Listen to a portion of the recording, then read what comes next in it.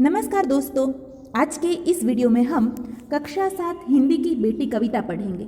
लेकिन इस कविता को पढ़ाने की शुरुआत करने से पहले मैं आप सबको हिंदी की ही एक कवयित्री, एक महान बेटी जो बहुत अच्छी कवयित्री है, उसने बेटियों पर जो कविता लिखी हुई है उनमें से एक अंश आपको सुनाना चाहूँगी जो आपको बहुत पसंद आएगा। बेटियों को कम आकिए ना, हम बेटियों ने हिमवान छुआ है। तीर कमान कृपाण छुआ है तो वेद पुराण कुरान छुआ है। जल में थल में और अंबर में, जल में थल में और अंबर में, मत पूछिए हमने कहाँ न छुआ है। हिंदुस्तान की बात नहीं, हमने ये विश्व महान छुआ है।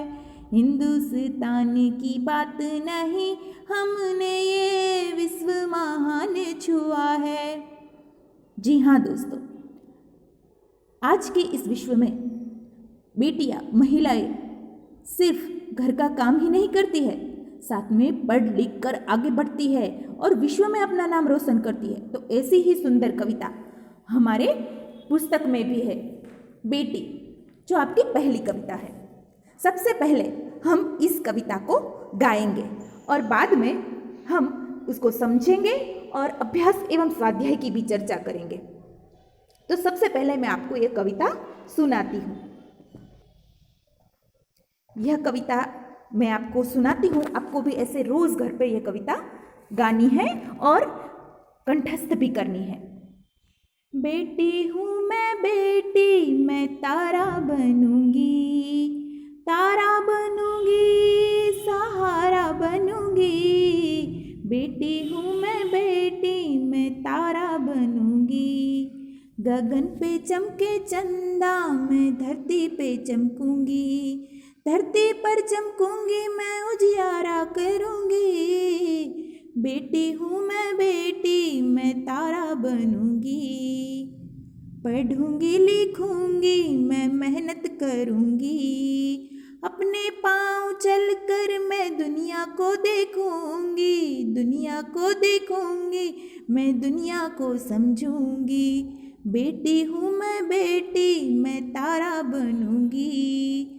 फूल जैसी सुंदर मैं बागों में खिलूंगी, तितली बनूंगी, मैं हवा को चूमूंगी, हवा को चूमूंगी, नाचूंगी गाऊंगी। बेटी हूँ मैं बेटी, मैं तारा बनूंगी। तो आपने यह कविता सुनी ना, आपको जरूर यह कविता पसंद आई होगी। तो अब हम ये कविता समझते हैं। ये कविता एक लड़की जो बेटी है उसके मनोभाव को व्यक्त करती है। पहले के समय में ऐसा माना जाता था कि बेटियां तो सिर्फ घर ही संभालती है और बेटे पढ़ते लिखते हैं और जो पैसे कमाते हैं और अपने परिवार का ध्यान रखते हैं। लेकिन अभी ऐसा नहीं है। आजकल की बेटियां बहुत सारे सपने देख रही है, वो पढ़ना चाहती है, आगे बढ़ना चाहती है, कुछ करना चाहती है और अपने परिवार का सहारा बनना चाहती है। तो ऐसी ही एक सुंदर यह कविता है। बेटी कहती है कि मैं तारा बनूंगी। तारा जैसे आसमान में चमकता है ना, सबको रोशनी देता है, उसी प्रकार बेटी भी तारे के जैसे, स्टार के जैसे चमकना चाहती है और सहारा बनना चाहती है। अपने माता पिता परिवार के लिए कुछ करना चाहती है, उनका सहारा बनना चाहती है। जिस प्रकार आसमान में चंदा चमक रहा है, मतलब सबको प्रकाश देता है, उसी प्रकार बेटी धरती पर चमकना चाहती है, वो कुछ कर दिखाना चाहती है। और धरती पर चमकूंगी, मैं उजियारा करूंगी, मतलब वो सबको प्रकाश देना चाहती है, ज्ञान देना चाहती है, सबको अपने ज्ञान से वह प्रकाशित करना चाहती है। वह बेटी हूँ मैं बेटी, तारा बनना चाहती है। पढ़ूंगी लिखूंगी, मैं मेहनत करूंगी। आजकल हम देख ही रहे हैं कि जो लड़कियां हैं वो पढ़ने लिखने में बहुत आगे बढ़ रही है, मेहनत कर रही है। अपने पांव चलकर मैं दुनिया को देखूंगी। वो अपने पैरों पर खड़ा होना चाहती है, पूरी दुनिया को देखना चाहती है, पूरी दुनिया में घूमना चाहती है और सिर्फ देखने के लिए ही नहीं, देखकर वह समझना भी चाहती है कि यह दुनिया कैसी है। फूल जैसी सुंदर मैं बागों में खिलूंगी, लड़कियां तो होती है प्यारी सी सुंदर। लड़की कहती है कि मैं फूल के जैसे सुंदर बगीचे में खिलना चाहती हूँ। तितली बनूंगी, मैं हवा को चूमूंगी। जिस प्रकार तितलियाँ फूलों पर उड़ रही है, मंडराती है, हवा में ऊंची उड़ान भर रही है, बेटी भी ऐसा चाहती है कि मैं हवा को चूमूंगी, मतलब स्वतंत्रता का एहसास करना चाहती है, स्वतंत्र हवा में जीना चाहती है और हवा को चूमूंगी, नाचूंगी, गाऊंगी। जो अगर बेटियों को पढ़ने दिया जाए, लिखने दिया जाए, उनको जो करना है वो करने दिया जाए, जीवन में सफल होने दिया जाए, तो उसकी खुशी का कोई ठिकाना नहीं रहेगा और वो नाचेंगी और गाएंगी। तो हमें इस कविता से ये सीखने को मिलता है कि बेटियों के दिल में भी बहुत सारे अरमान होते हैं, वो बहुत कुछ करना चाहती है।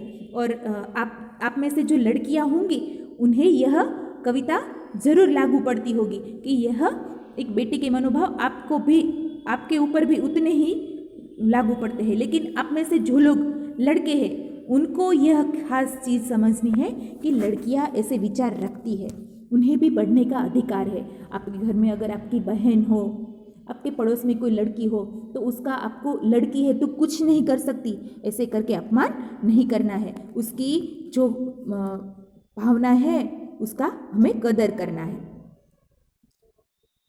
अब हमने यह कविता पढ़ ली। अब हम अभ्यास के प्रश्नों का चर्चा करेंगे। इस काव्य को आरोह अवरोह युक्त समूह गान कीजिए। तो आपको यह काव्य गाना, मैंने आपको गा के सुना है, आपको भी बार बार ऐसे सुनना होगा। इसके लिए मैं आपको एक वीडियो भी लिंक भी भेजूंगी जो आपको बहुत अच्छी तरीके से कविता याद करने में मदद करेंगे।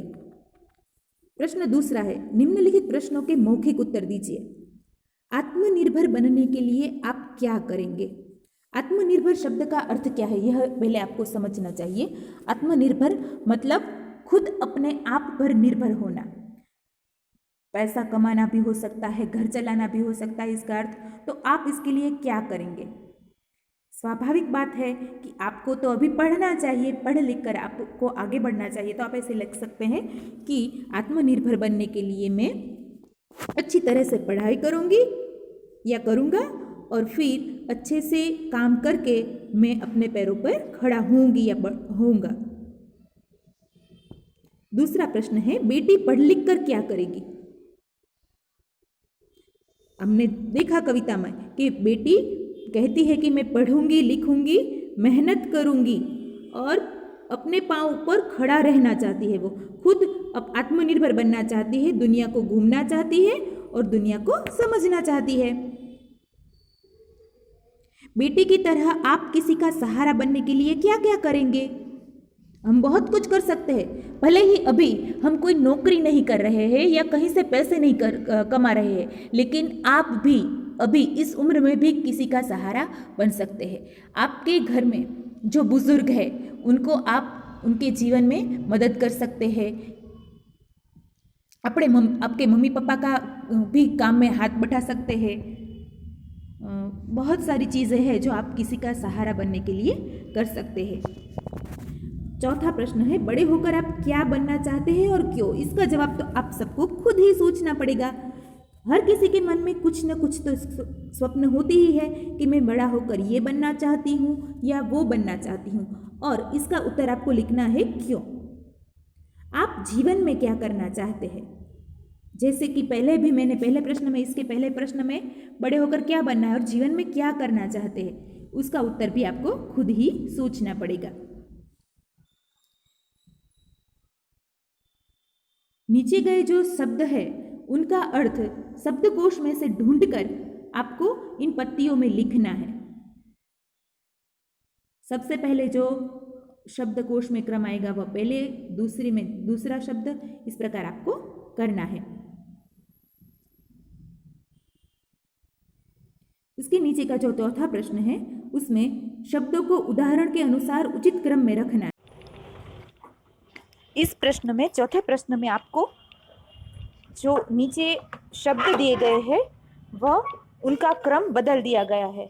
उनको आपको योग्य क्रम में रखकर वाक्य अर्थपूर्ण बनाना है, जिससे कि एक अर्थपूर्ण वाक्य बने। उस प्रकार आपको हर एक शब्द को रखना है।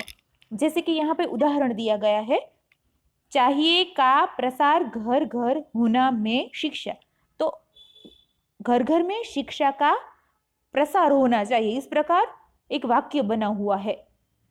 उसी प्रकार आपको नीचे दिए गए शब्दों को भी योग्य क्रम में रखकर वाक्य बनाना है।